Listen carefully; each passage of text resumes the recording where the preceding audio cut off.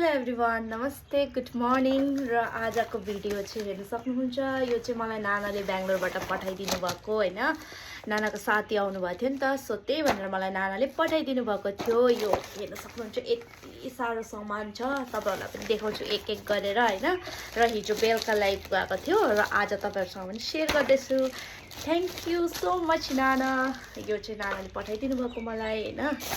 र यसमा पनि छ मिठाई बनाना चिप्स अनि मुरमुर मलाई चाहिँ पुरा मन पर्छ बनाना चिप्स चाहिँ हैन र यो चाहिँ हेयर मास्क हो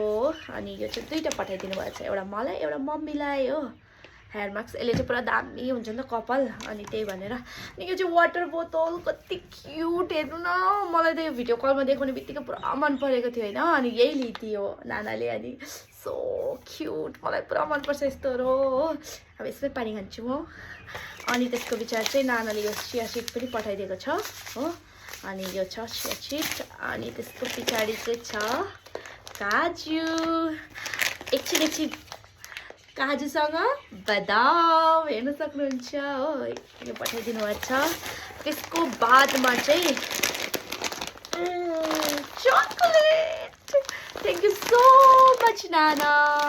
हेर्न सक्नुहुन्छ तपाईहरु पनि आउनु होला चकलेट खानको लागि है र नानाले चाहिँ मलाई यति सारो सामान पठाइदिनु भएको छ हेर्न सक्नुहुन्छ तपाईहरुले पनि